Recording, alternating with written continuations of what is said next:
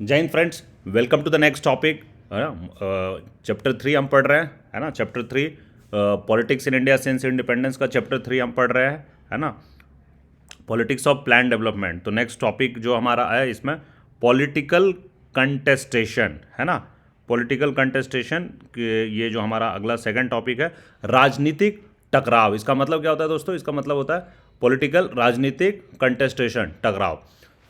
So these questions can not be answered bye an expert. है ना, तो अभी पिछले में हमने कुछ सवाल हमने देखे थे, तो उन सवाल, पिछले लेक्चर में हमने कुछ सवाल देखे थे, तो उन सवालों का जवाब जो है कोई एक्सपर्ट के द्वारा नहीं दिया जा सकता। Decisions of this kind involve weighing the interests of the one social group against another, present generation against future generations. तो ऐसे जो डिसीजंस होते हैं वो क्या इन्वॉल्व करते हैं? वो इन्वॉल्व करते हैं कि जो हित है, एक सोशल ग्रुप का जो हित है और दूसरे सोशल ग्रुप के हित, एक का हित दूसरे का कम हित या अहित में हो सकता है, तो दोनों को वे करना पड़ता है, जज करना पड़ता है, तौलना पड़ता है कि एक सोशल ग्रुप और दूसरे सोशल ग्रुप जब एक दूसरे के एंटी में है, दोनों के रिक्वायरमेंट्स, दोनों की नीड एक दूसरे के एंटी में है, इट मीन्स दोनों ग्रुप आपस में लड़ नहीं रहे, बट दोनों का जो ज़रूरत है वो आपस में एक दूसरे से टकराव में है। तो ऐसे में उनको पूरा वे करना पड़ता है कि दोनों हितों को वे करना पड़ता है। ठीक है, सिमिलरली हमें इनके हित को भी वे करना पड़ता है कि आज की जनरेशन, जो प्रेजेंट जनरेशन है, उसकी ये कितनी ज़रूरत है और ये फ्यूचर जनरेशन को किस तरीके से इम्पैक्ट करेगा। तो इसको भी वे करना पड़ता है ना, कि मौजूदा पीढ़ी के हितों और आने वाली पीढ़ी की हितों को भी लाभ हानि की तुला पर मापना पड़ता है ना। So in a democracy such major decisions should be taken और at least approved by the people themselves. तो लोकतंत्र का मतलब ही क्या है? लोकतंत्र में है, डेमोक्रेसी में क्या है, कि ऐसे जितने भी बड़े फैसले हैं कि क्या चीज़ आज के जनरेशन और दूसरे फ्यूचर जनरेशन्स के बीच का अगर टकराव है, उनके हितों का टकराव है, एक सोशल ग्रुप और दूसरे सोशल ग्रुप का हितों का टकराव है, तो इसका जो मेजरमेंट करना है, जो मापना है, तुला पे तौलना है, बैलेंसिंग करना है, तो ये इस तरीके के डिसीजंस कैसे लिए जाने चाहिए? इन डेमोक्रेसी, ऑफ कोर्स लोकतंत्र में जनता के द्वारा ही लिए जाना चाहिए। ये फैसले should be approved by the people. है ना, जनता के द्वारा अप्रूव्ड होने चाहिए ऐसे फैसले। It is important to take advice from experts on mining, from environmentalists and from economist. उसमें क्या इंपॉर्टेंट है कि हम फैसला में की एडवाइस लें, किसका? जो बंदे जो एक्सपर्ट्स हैं, एक्सपर्ट्स किसमें? कुछ माइनिंग एक्सपर्ट्स होंगे, उनका लें। जो इन्वायरमेंटलिस्ट्स हैं उनके भी राय को हम लें, उनके भी एडवाइस को लें। जो इकोनॉमिस्ट्स हैं, है ना, तो इन सब की ज़रूरत है। तो इन सब के एडवाइस को हमें लेना होगा, परखना होगा, समझना होगा। And at the final decision must be a political decision taken by people's representatives who are in touch with the feelings of the people. और उसके बावजूद जो फाइनल फैसला होना चाहिए, द फाइनल डिसीजन, जो अंतिम निर्णय होना चाहिए, वो एक राजनीतिक फैसला होना चाहिए, पॉलिटिकल डिसीजन होना चाहिए। तो फाइनल फैसला should not be the only the expert, mining expert का फैसला नहीं, इन्वायरमेंटलिस्ट का फैसला नहीं, इकोनॉमिस्ट का फैसला नहीं। इन तीनों के एडवाइस को लेकर final decision which should be a political decision. है ना, because political decision is taken by people's representatives, जनता के जो प्रतिनिधि हैं उनके द्वारा लिया हुआ फैसला।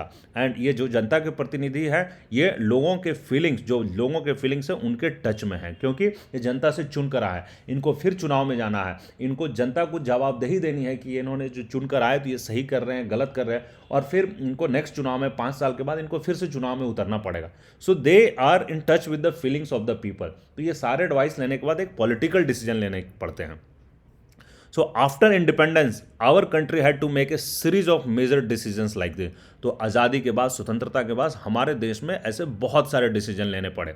Each of this decisions could not be made independent of other such decision.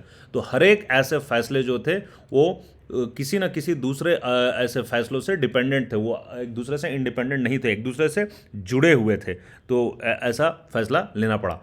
All these decisions were bound together by a shared vision और मॉडल ऑफ इकोनॉमिक डेवलपमेंट।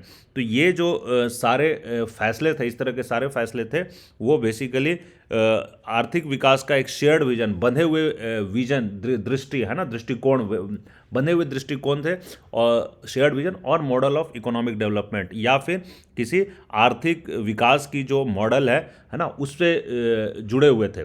सो या तो ये किसी एक दूर की दृष्टिकोण से या आर्थिक विकास के मॉडल से जुड़े हुए थे, ऐसे सारे फैसले जो आज़ादी के बाद लेने पड़े। ऑलमोस्ट एवरीवन अग्रीड, लगभग सब लोग मान गए, अग्रीड थे, सबको एग्रीमेंट था, सहमति थी, that the development of India should mean both economic growth and social and economic justice, कि जो भारत का डेवलपमेंट हो वो उसका मतलब दोनों होना चाहिए, आर्थिक विकास तो होना ही चाहिए, इकोनॉमिक ग्रोथ तो होना ही नहीं चाहिए, बट साथ ही साथ सोशल एंड इकोनॉमिक जस्टिस भी होना चाहिए, सामाजिक और आर्थिक न्याय भी जरूरी है। Development not at the cost of social and economic justice, development and with social and economic justice, है ना। Development of India should be economic growth with social and economic justice. It was also agreed that this matter cannot be left to businessmen, industrialists and farmers themselves, that the government should play a key role in this. और ये भी इस बात पे भी agreement थे, इस बात पे भी अग्रीमेंट थे कि जो ऐसे मुद्दे हैं, ऐसे डिसीजंस हैं, ऐसे फैसले हैं, ये सिर्फ हम बिजनेसमैन या इंडस्ट्रियलिस्ट या फार्मर के ऊपर नहीं छोड़ सकते, क्योंकि इनकी सोच अपने फ़ायदे के लिए होगी, थोड़ा पैरोकियल हो सकता है, बिजनेसमैन अपने फ़ायदे के लिए सोच सकता है, इंडस्ट्रियलिस्ट अपने इंडस्ट्री के ग्रोथ के लिए सिर्फ सोच सकता है, फार्मर सिर्फ अपने हितों को सोच सकते हैं, तो सिर्फ इनके ऊपर नहीं छोड़ा जा सकता है। इन सबके हितों को बैलेंस आउट करने के लिए गवर्नमेंट को एक की रोल प्ले करना होगा ना, है ना, तो गवर्नमेंट शुड प्ले ए की रोल, ऐसा हमारे देश में एग्रीमेंट था। There was disagreement however on the kind of role that the government must play in ensuring growth with justice. But कुछ मुद्दे पे असहमति थी। एक मुद्दा असहमति का सबसे बड़ा मुद्दा ये था कि there was disagreement on kind of role, कि सरकार किस तरीके का रोल प्ले करेगी, है ना, इन इंश्योरिंग ग्रोथ विद जस्टिस। तो न्याय के साथ जो विकास है, न्याय के साथ जो विकास का रास्ता अपनाना है, उसमें सरकार का रोल किस तरीके का होगा, what kind of role government has to play, इस पे थोड़ा डिसएग्रीमेंट था, इस पे सब लोग एक साथ नहीं थे, इस पे डिसएग्रीमेंट एग्जिस्ट कर रही थी। Was it necessary to have a centralised institution to plan for the entire country, क्या पूरे देश की प्लानिंग करने के लिए एक सेंट्रलाइज्ड इंस्टीट्यूशन, एक केंद्रीकृत संस्था होना का जरूरी था, है ना।